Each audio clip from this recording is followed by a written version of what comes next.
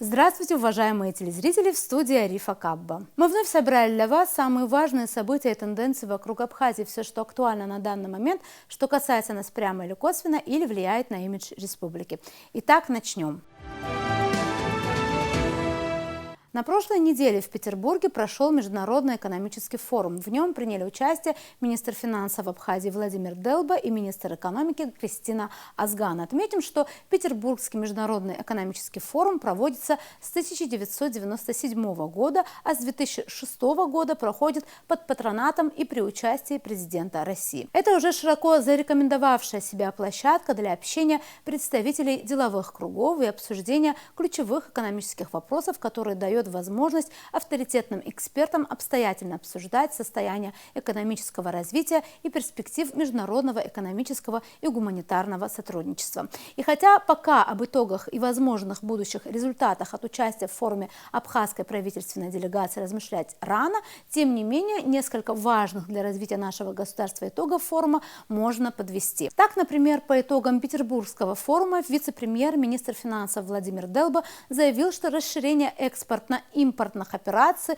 транспортно-логистических коридоров, цифровая и технологическая трансформация помогут Абхазии еще интенсивнее развивать экономический потенциал. Цитата. «Определение новых экономических моделей с установлением источников экономического роста, совершенствование бюджетной и денежно-кредитной политики, стимулирование инвестиций – это основные задачи для развития экономики», отметил Делба. Он также считает, что Абхазия может стать точкой притяжения в современных экономических реалиях. В современных экономических реалиях возникает необходимость поиска новых форм и инструментов сотрудничества с государствами, проводящими нейтральную суверенную экономическую политику, отвечающую национальным интересам. Несомненно, международная структурная трансформация экономик стала неизбежной и очевидной, добавил Делба. Одним из самых значимых для нас событий на форуме стало подписание соглашения о реконструкции Сухумского аэропорта. Со стороны России документ подписал глава Минэкономразвития Максим Решетников, со стороны Абхазии вице-премьер-министр экономики Кристина Озган. Соглашение было разработано Минэкономразвития России в целях возобновления авиасообщения с Абхазией, восстановлением воздушной гавани займется российская компания. Цитата. «Соглашение достаточно сложное, оно предполагает, что вся реконструкция, а там реконструкция и взлетно-посадочной полосы, и необходимое оборудование, и строительство терминала будет происходить за счет средств частного инвестора, то есть без привлечения средств федерального бюджета», рассказал журналистам Максим Решетников. Он подчеркнул, что обе стороны взяли на себя определенные гарантии Абхазии по подведению энергетической инфраструктуры и решению земельных вопросов. Россия по взаимодействию между инвестором и абхазской стороной. Порядок проведения конкурса для потенциальных инвесторов определит Межправкомиссия. Решетников добавил, что аэропорт поможет разгрузить пограничные пункты, на которых летом скапливаются очереди, поможет увеличить турпоток. Отметим также, что на данный момент никакие сроки возможного запуска функционирования аэропорта названы не были. И было подчеркнуто, что, цитата, «сроки, скорее всего, будут одним из условий при отборе инвестора». Министр экономики Абхазии Кристина Озган, в свою очередь, назвала подписание соглашения историческим событием для Абхазии. Запуск аэропорта города Сухум, безусловно, будет стимулировать развитие экономики Республики Абхазия, повысит транспортную доступность для туристов, приезжающих из Российской Федерации, и, безусловно, расширит возможности Республики Абхазия как международного транспортного коридора, сказала Озган. Также она добавила, что для инвестора, который будет восстанавливать воздушную гавань Сухума, государство предоставит особый инвестиционный режим, предусматривающий преференции и льготы. В интервью некоторым российским СМИ заместитель министра экономического развития России Дмитрий Вольвач отметил, что работы по восстановлению будут осуществляться в два этапа за счет частного инвестора без привлечения средств из федерального бюджета. По предварительной оценке Минтранса России, Росавиации и потенциального инвестора стоимость первого этапа реконструкции составит 6,5 миллиардов рублей. Цитата. «На первом этапе запланирована реконструкция 2,4 из 3,6 километров взлетно-посадочной полосы, что позволит аэропорту принимать пассажирские и грузовые самолеты определенных типов. Ожидается, что годовой объем перевозок на первом этапе реконструкции составит 375 тысяч пассажиров. Второй этап восстановительных работ начнется по достижению отметки в 1 миллион пассажиров в год. Более подробно и в деталях о том, что представляет из себя соглашение между правительствами Абхазии и России об осуществлении российским юридическим лицом инвестиционного проекта по возобновлению деятельности и дальнейшей эксплуатации Сухумского аэропорта имени Владислава Арденба, мы еще наверняка не раз будем говорить в эфире абхазского телевидения. А пока о том, что в принципе будет значить функционирование такого аэропорта и какие экономические дивиденды это может принести, мы поговорили с ведущим научным сотрудником Института экономики и права Академии наук Абхазии, кандидатом экономических наук Фридой Лазба. Здравствуйте, Фрида Аркадьевна. Рады вас приветствовать в этой студии. В первую очередь мы хотели бы обсудить то соглашение, которое было подписано, скажем так, на полях Международного экономического форума в Санкт-Петербурге. И звучит оно как соглашение между правительствами Абхазии и России об осуществлении российским юридическим лицом инвестиционного проекта по возобновлению деятельности и дальнейшей эксплуатации международного аэропорта имени Владислава Григорьевича Арденба. Конечно, мы можем рассуждать только гипотетически, предполагать, как это будет, потому что пока этого соглашения здесь, в Абхазии, никто не видел, и оно уже подписано. Я думаю, что впереди широкое такое, скажем, обсуждение общественности этого документа тоже. Вообще мы, наверное, чуть позже поймем, что же там, какие есть детали, но на ваш взгляд, предположим, что уже еще даже не говорят о сроках, да, когда может быть открыт, предполагают, что это четвертая четверть, то есть конец 2024 года. Но это тоже очень предположительные такие даты. На ваш взгляд, если, предположим, откроется аэропорт, что, во-первых, это будет значить для нашей экономики? Вот такой вот вопрос. Ну, я, во-первых, хотела бы сначала поговорить о теории этого вопроса, потому что, на самом деле, как вы правильно сказали, это гипотетически мы можем рассуждать, как он будет вообще выглядеть, каковы обязательства сторон. Нас ведь в Абхазии всегда интересует, кому будет принадлежать он. Если инвестор вкладывает такие средства, наверняка там есть какие-то нормы, какие-то позиции, которые определяют выгоду этого инвестора. Безусловно, вкладывая такие огромные средства, он ждет от этого не только полетов, ну и выручки от реализации вот этих услуг по осуществлению вообще функционированию аэропорта. Для нас это, конечно, знаковый объект, это государственный объект. Если говорить с точки зрения закона, это объект с ограниченной правосубъектностью. То есть мы его не можем ни продать, ни подарить. Это государственная собственность. Поэтому сторонами в этом соглашении, мы видим, участвуют, с одной стороны, обязательно должно участвовать наше государство. То есть, если любые другие проекты, например, физические лица заключают договоры о сдаче в аренду какого-то объекта, который принадлежит им на праве собственности, для этого никаких государство не является стороной. Регулируется гражданским законодательством, хотите вы сдать, продать и так далее, есть простой гражданско-правовой договор. В данном случае речь идет о том, что этот вид договора, где объектом вложений, инвестиций является объект ограниченной правосубъектности, в данном случае аэропорт, естественно, в нем, в этом договоре, в этом соглашении участвовать должна абхазская сторона, государство Абхазии, что мы видим. То есть в данном случае закон соблюден, нормы права соблюдены, касающиеся такого рода договоров. Кроме того, нас интересует, еще раз хочу повториться, как это будет. Это аренда, это собственность, это какой-то концессионный договор. То есть, вот, допустим, заключает Республика Абхазия с государством, либо с юридическим лицом договор о инвестициях в данный объект, и по истечении определенного времени это будет собственность Абхазии. То есть это форма другая, концессионная.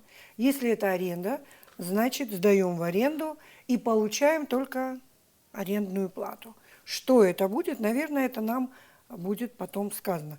Кроме того, поскольку он фактически является международным договором, вероятно, он будет будет, а может и нет. В законе о международных договорах есть перечень договоров, которые обязательно проходят процедуру ратификации. Этот договор, возможно, и не должен проходить процедуру ратификации по желанию сторон, как говорится вот в этом законе о международных договорах. Безусловно, это будет объектом обсуждения общественности, потому что у нас сейчас мы привыкли к тому, что общественный контроль у нас достаточно высокий. Да. Все участвуют, просят, не просят, должны, не должны.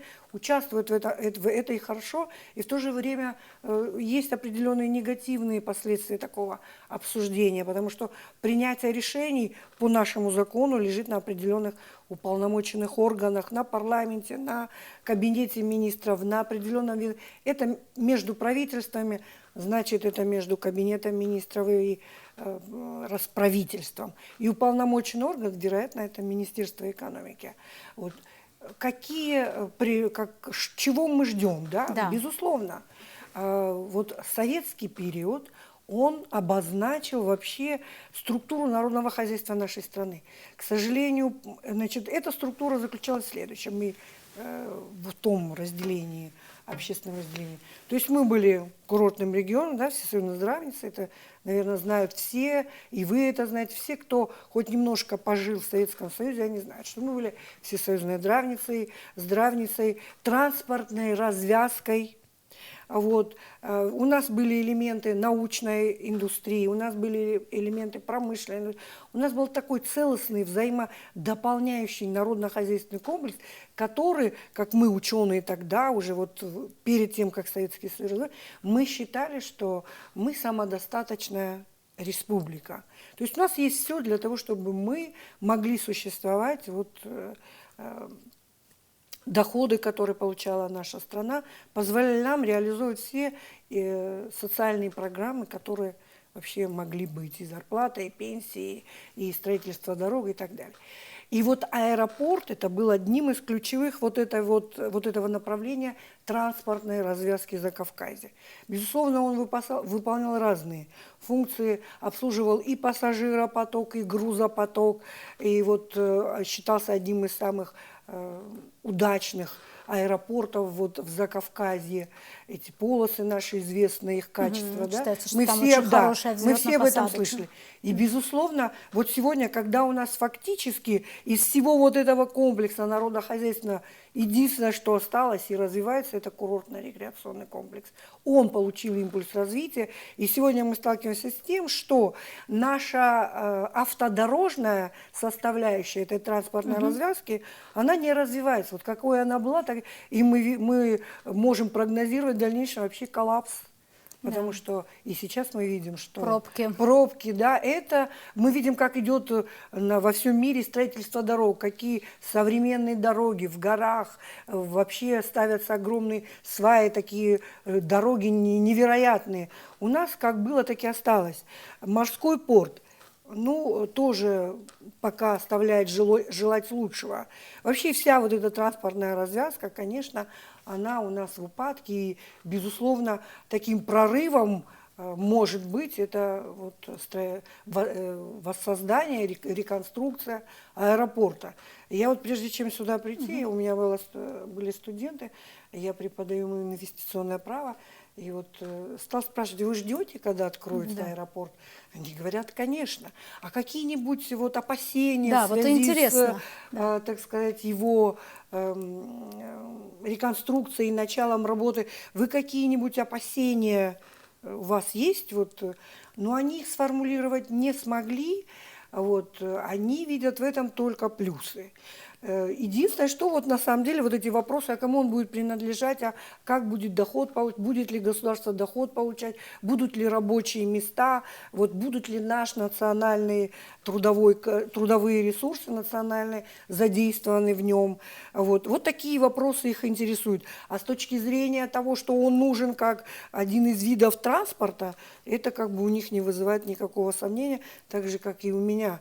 У меня, как и любого, наверное, гражданина, меня интересуют, каковы тонкости этого соглашения, как там будет прописано это все. Например, во многих странах прописано даже то, кто будет руководителем. Аэропорту. Да, не того предприятия, где участвует иностранный инвестор. Какова доля? В некоторых странах вообще запрещается ниже 51%. То есть проблемы управления и принятия решений, последнее слово за кем? За национальным государством или за тем, кто представляет наше национальное государство в этом проекте, или же за инвестором. То есть это не праздные вопросы, и они должны, на мой взгляд, найти отражение в этом соглашении. Вот, например, хочу напомнить, как строился Суэцкий канал. Суэцкий канал строился на деньги французов. Вот. Тот, кто организовал строительство этого канала, он провел огромную работу, заручился поддержкой шейхов и властителей того региона для того, чтобы построить этот канал, и для того, чтобы Франция стала владыкой на морях, потому что там же шла конкуренция между Францией и Великобританией. И вот французы внесли свои вклады. Он, так сказать, все жители Франции, многие жители Франции, свою долю, в свою лепту внесли в строительство, но это был концессионный договор. То есть по происшествии определенного времени, когда этот проект окупился, принес прибыль организаторам и, так сказать, французам, он сегодня принадлежит не Франции. Да, то есть правильно ли я вас понимаю, что, во-первых, очень важно четко обозначить все эти позиции, чтобы... И инвестор не должен оказаться в накладе, его интересы, безусловно, должны быть учтены. Он не только должен вложить и сделать доброе дело для Абхазии, это же не гуманитарная помощь, а, безусловно, мы должны быть заинтересованы, что да, он не остался в убытке, но в то же время Абхазия рассчитывала бы на то, что это ее национальный объект. И что, если не сейчас, то в будущем это будет собственностью. Ну-то и так собственность, но эти вложения должны окупиться. Вот по закону об инвестиционной деятельности это многомиллиардный проект. Да, 6,5 миллиардов только на первый этап. Вот по закону об инвестиционной деятельности в нашей стране, он был принят в 2014 году, значит, инвестиции в виде капитальных вложений, это капитальные вложения будут, если они превышают 70 миллионов, по-моему, рублей, то это будет преференциальный инвестиционный проект. То есть это проект, который будет пользоваться определенными преференциями. Более того, это может быть еще и льготный инвестиционный преференциальный проект. То есть на протяжении всего периода окупаемости этих капитальных вложений данный проект будет освобожден от налога на прибыль. То есть налог на прибыль мы не будем получать, ну, я не знаю, какой там срок окупаемости этих вложений, я не знаю, это должно быть посчитано, так сказать, теми, кто будет этот проект продвигать, и уже на стадии конкурса, который будет проводиться в кругу, так сказать, наверное, Российской Федерации, я не знаю, кто возьмет на себя, как это прописано вообще в соглашении, там уже эти параметры должны быть обозначены. То есть мы же должны знать, что мы от этого будем получать. И очевидно, если, значит, такие налоги, как налог на доход, да, он, естественно, должен оседать у нас. Кроме того, если наш национальный трудовой ресурс будет задействован, безусловно, деньги должны оставаться здесь, будут приобретаться, так сказать, все необходимые для человека, будут открываться инфраструктурные какие-то объекты, что-то будет сдаваться, наверное, в аренду, там огромная площадь, да, вот, то есть все должно быть, и, наверное, уже, я не думаю, если я это понимаю, наверняка и те, кто руководит нашей страной, я в этом уверена, я в этом не сомневаюсь, что они это тоже прекрасно понимают. Почему-то мы все время сомневаемся, но я так полагаю, что это все просчитано будет и будет понятно всем, и мы не будем сомневаться в том, что этот проект ничего Абхазии не принесет. Он уже принесет хотя бы потому, что будут летать самолеты, что мы не будем... Это же самолеты, мы их не производим. Нам их, так сказать, этот парк самолетов, он будет предоставлен соответствующим компаниям, которые будут осуществлять авиарейсы. Вот, то есть вот так. Почему у нас не развит морской транспорт? У нас нет собственных, там сколько, 2, может быть, кораблика есть. У нас нет собственного парка. Вот.